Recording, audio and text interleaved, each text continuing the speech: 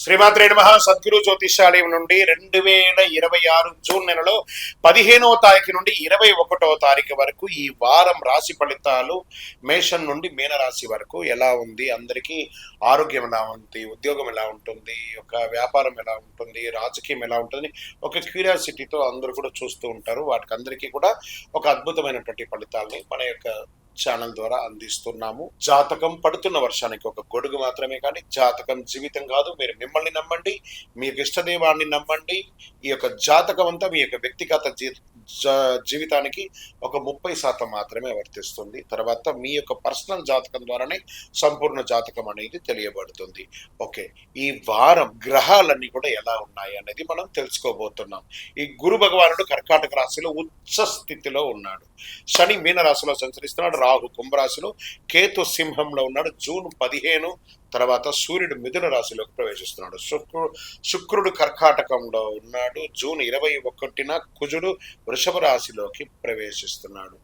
ఈ యొక్క చంద్ర రాశి ఆధారంగా సాధారణంగా ఫలితాలు వ్యక్తిగత జాతకాన్ని బట్టి మారవచ్చు. కాబట్టి మీ యొక్క వ్యక్తిగత జాతకాన్ని మనం తెలుసుకుందాము. మిథున రాశి మిత్రులారా, ఈ యొక్క వారం అంతా కూడా సూర్య సంచారం వల్ల మంచి అద్భుతమైనటువంటి ఫలితాలు పొందే అవకాశం ఉన్నాయి. రాజకీయ నాయకులకి నాయకత్వ లక్షణాలు ఎక్కువ కనబడుతున్నాయి. విద్యార్థులకి ఇంటర్వ్యూలో బాగా మెరుగొచ్చే అవకాశాలు కనబడుతున్నాయి. వ్యాపారస్తులకి మీ యొక్క డెట్స్ అంతా కూడా క్లియర్ అయిపోయి, ఆ ఓల్డ్ స్టాక్ అంతా కూడా క్లియర్ అయిపోయి అద్భుతంగా ఉంటారు. కుటుంబ సభ్యుల మధ్య, సోదరులు అన్నదమ్ముల మధ్య అనుబంధం పెరుగుతుంది. ఆరోగ్యంలో నిద్ర లేని తనంలో వల్ల కొంచెం జాగ్రత్త అనేది చాలా అవసరమని కూడా చెప్పడం జరుగుతుంది. ఈ వారం అంతా కూడా ప్రేమికులకి కొత్త పరిచయాలు, కొత్త మనుషుల వల్ల స్పర్ధలు పెరుగుతాయి. ఒకరి పట్ల ఒకరికి అపార్థాలు పెరిగే అవకాశాలు కనబడుతున్నాయి. రియల్ ఎస్టేట్ కాస్త ఓపిక పట్టండి, తప్పకుండా మేలు జరుగుతుంది. షేర్ మార్కెట్ బాగా నిపుణుల యొక్క సలహా తీసుకోండి. ఏదో ఎవరో మెసేజ్ ఇచ్చారు దాని ప్రకారం వెళ్ళిపోతామంటే కుదరదు. ఇంకా సినిమా కళాకారులు, టీవీ కళాకారులకి మంచి సృజనాత్మకమైనటువంటి గుర్తింపు వచ్చే అవకాశాలు కనబడుతున్నాయి. విదేశాలకి వీసా ఇబ్బందులన్నీ కూడా కొంచెం మెరుగుపడే అవకాశాలు బాగా కనబడుతున్నాయి.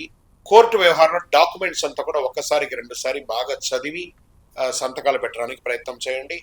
ఈ వారం మీరు చేయవలసినటువంటి పరిహారం వచ్చేసి బుధవారం విష్ణు సహస్రనామం పారాయణం చేయండి.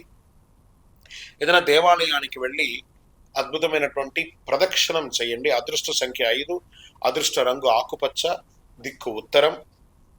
దేవాలయం వచ్చి ఒక వెంకటేశ్వర స్వామికి, రామాలయానికి ఎక్కడికో వెళ్ళండి. మీరు చేయవలసినటువంటి దానం ఈ వారం పెసరపప్పు వీలుంటే దానం చేయండి. పేదవాళ్ళకి కానీ లేదా ఒక దేవాలయానికి కానీ ఎవరికొకరికి పెసరపప్పు మీ చేత్తో దానం చేయండి. అద్భుతమైనటువంటి ఫలితాలు పొందుతారు. విజయోస్తు. మీ యొక్క వ్యక్తిగత జాతకం తెలుసుకోవడానికి మీ పరిసర ప్రాంతాల్లో ఉన్నటువంటి గురువుల్ని సంప్రదించండి.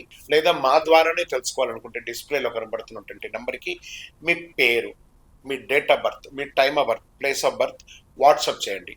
గురుగారు, మాకు జాతకంతో పాటు ఇంకేమైనా ఒక అద్భుతమైనటువంటి శక్తివంతమైనటువంటి వస్తువు కొనాలని అనుకుంటున్నామంటే అతి శక్తివంతమైనటువంటి కరుంగాళి మాలను 48 రోజులు పూజ చేసి, ఇది చాలా పెద్దది, ఇంత పెద్దది కాదు, మీకు చిన్నగానే ఉంటుంది, ఒక 6 mm కానీ 8 mm కానీ మీరు వేసుకోవచ్చు. అలాంటిది 48 రోజులు మన దేవాలయంలో సుదర్శన చండీ హోమం చేసి మీకు అందుబాటులో సిద్ధంగా ఉంటుంది. కావలసిన వారు సంప్రదించండి. విజయోస్తు.